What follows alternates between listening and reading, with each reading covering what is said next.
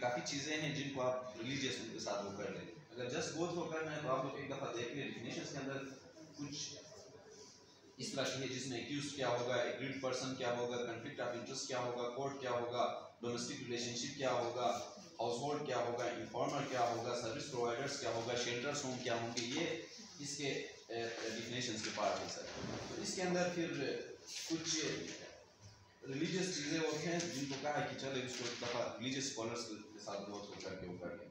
फिर इसके बाद sir government duty of government to ensure effective implementation of this act. तो गवर्नमेंट की क्या क्या इसके अंदर रिस्पॉन्सिबिलिटीज़ होंगे इसको इफेक्टिवली इंश्योर करने के लिए, जिसका कुछ डिटेल इसी तरह है कि इसका पब्लिसिटी हो जाए, गवर्नमेंट ऑफिसर और पुलिस डिपार्टमेंट, जुडिशरी, ये जो है सेंसिटाइजेशन सेशंस इसके अंदर हो। फिर जो इफेक्टिव टूल्स फार्मुलेट किया जाए ताकि कंसर्न डिपार्टमेंट डोमेस्टिक वायलेंस के ऊपर काम कर सके। तो ये सारा गवर्नमेंट के रिस्पॉन्सिबिलिटीज़ है सर। इसके साथ सर डोमेस्टिक वायलेंस क्या है सर, इसके बारे में डिटेल ये है सर कि डोमेस्टिक वायलेंस का इसके अंदर पूरा डिफिनेशन से उसके पूरा डिटेल से किन किन चीज़ों को हम डोमेस्टिक वायलेंस में कैटर कर लेंगे, जिसमें हरासमेंट, जिसमें जो इमोशनल, साइकोलॉजिकल और वर्बल एब्यूज़ है सर। फिर उसके अंदर हैरेसमेंट है, स्टॉकिंग है, सेक्सुअल एब्यूज़ है, फिर ये तमाम चीज़ें सर, इकोनॉमिक एब्यूज़ से, ये सारे कुछ इस डोमेस्टिक वायलेंस के उसके अंदर वायलेंस के अंदर शामिल है सर।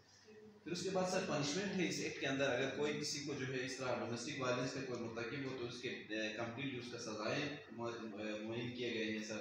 बहुत सारे इसके सजाओं का डिटेल है जिसमें 6 मंथ तक जेल भी हो सकता है, फाइन भी हो सकता है, ये सब कुछ।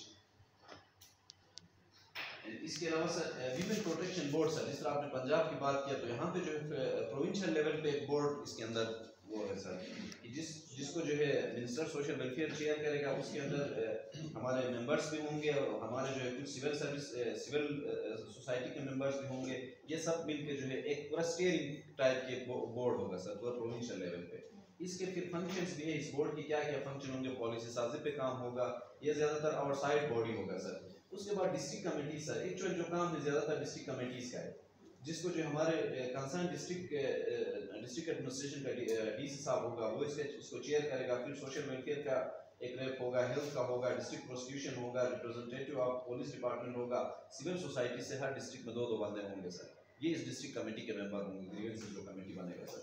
इसके कंप्लीट सर टीओआर से इस एक्ट के अंदर एक दफ़ा आप लोग ओवरव्यू कर ले। सेंसिटाइजेशन है, इसके बाद मेडिकल, अगर किसी को कोई मसला है मेडिकल ट्रीटमेंट का है। इसके बाद जो है जितने भी जो है पिटीशंस वगैरह फाइल करना है इन सब के लिए है।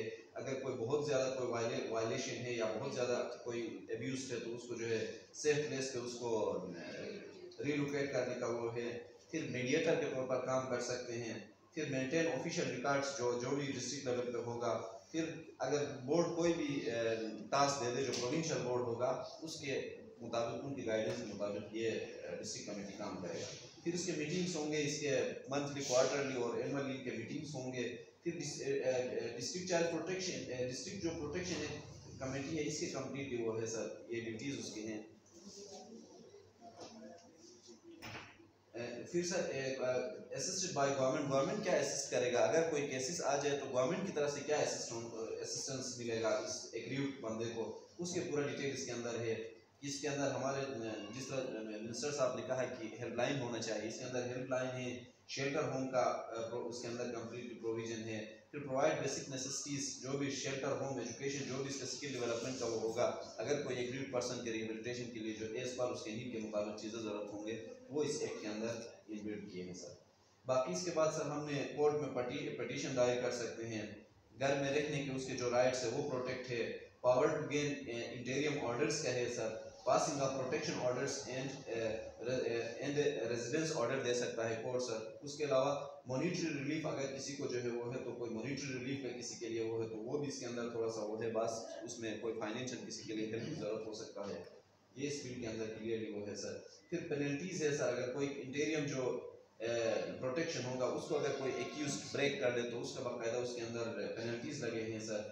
फिर power of service provider sir, बहुत सारे सर्विस प्रोवाइडर प्राइवेट भी हो सकता है, पब्लिक भी हो सकता है सर। जिस तरह कोई प्राइवेट शेल्टर होम चला सकते हैं तो उसको भी हम पावर इस एक्ट के अंदर दिए है कि उसके पास कौन कौन से पावर्स होंगे, क्या क्या चीज़ें उसको मिलेगा। फिर सर प्रोसीजर से उसके अंदर कम्प्लीटली इस एक्ट के प्रोसीजर्स पूरा है सर। फिर अपील के हवाले से चीज़ें हैं सर, अगर एग्रीव या जो एक्यूज हैं उनके अपील का हक उसके अंदर है सर।